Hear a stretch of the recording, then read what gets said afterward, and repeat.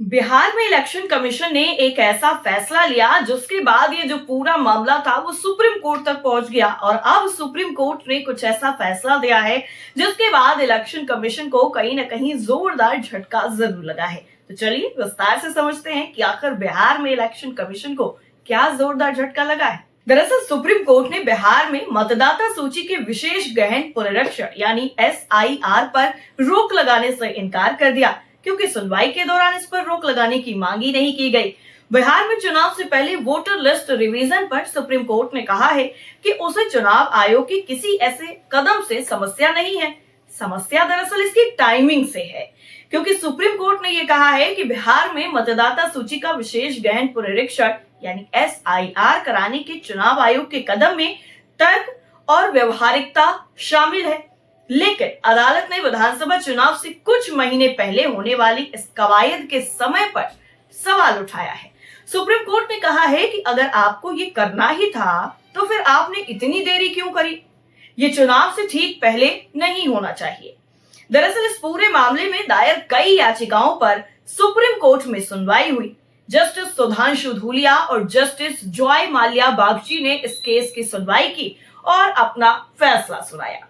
Voter list revision अभी क्यों, सबसे अहम सवाल था। इस दौरान जस्टिस सुधांशु धूलिया ने कहा कि आपकी प्रक्रिया में समस्या नहीं है, समस्या दरअसल समय की है, क्योंकि जिन लोगों को सूची से हटाया जा सकता है उनके पास इसके अपील करने का समय तक नहीं होगा। न्यायमूर्ति धूलिया ने आगे ये भी कहा कि इस प्रक्रिया में कुछ भी गलत नहीं है, सिवाय इसके कि चुनाव से पहले किसी व्यक्ति को मताधिकार से वंचित कर दिया जाएगा और मतदान से पहले उसके पास इसके खिलाफ अपील करने तक का वक्त नहीं होगा।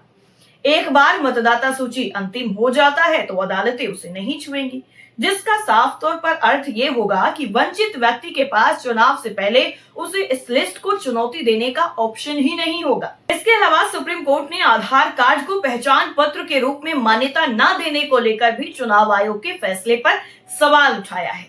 दरअसल सबसे बड़ा मुद्दा यही था कि आधार कार्ड को इस लिस्ट में शामिल नहीं किया गया। अदालत में चुनाव आयोग के वकील ने कहा कि सिर्फ आधार कार्ड से नागरिकता साबित नहीं होती है। सुप्रीम कोर्ट ने कहा कि अगर आप वोटर लिस्ट में नाम किसी शख्स की नागरिकता साबित होने पर डालेंगे तो ये एक बड़ी कसौटी है। कोर्ट ने यह भी कहा है कि ये होम मिनिस्ट्री का काम है, आप उसमें मत जाइए। उसकी अपनी एक न्यायिक प्रक्रिया है, आप उसमें मत जाइए, फिर आपकी इस कवायद का कोई औचित्य नहीं रहेगा। दरअसल मामले की सुनवाई के दौरान वरिष्ठ वकील अभिषेक मनु सिंघवी याचिकाकर्ताओं की तरफ से पेश हुए।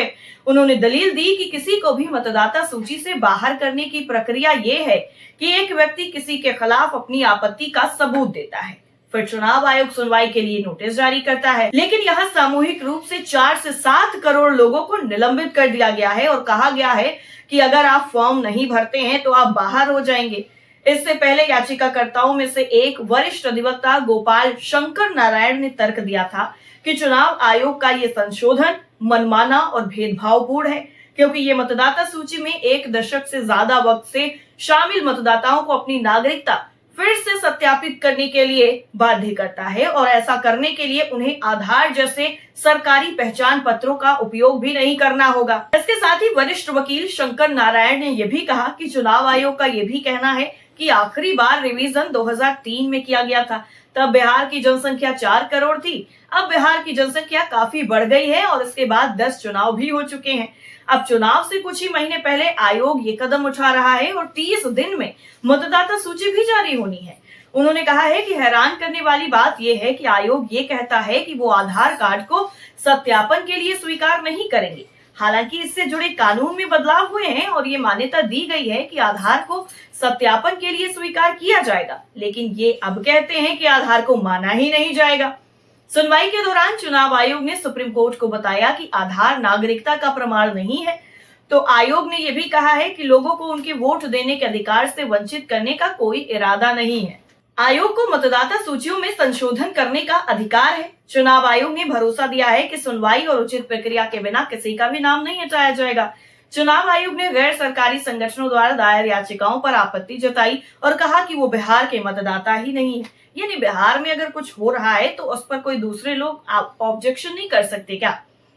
वहीं दूसरी तरफ सुप्रीम कोर्ट ने 3 सवालों पर इलेक्शन कमीशन से जवाब मांगा है।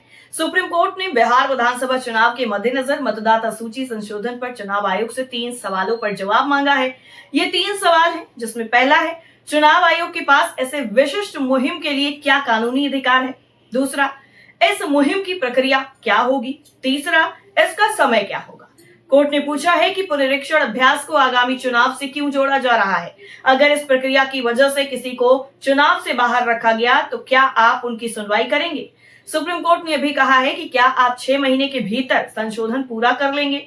नियम कहता है कि प्रत्येक परिवार को सरकारी अधिकारी द्वारा सत्यापन के लिए एक दस्तावेज भौतिक रूप से भेजना होगा। क्या आप ये अभ्यास करेंगे?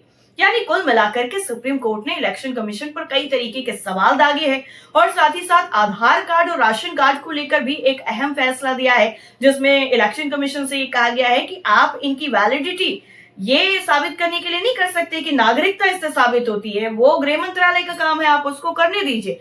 आपका जो काम है आप वो करिए और आधार कार्ड को, राशन कार्ड को इसमें शामिल कीजिए।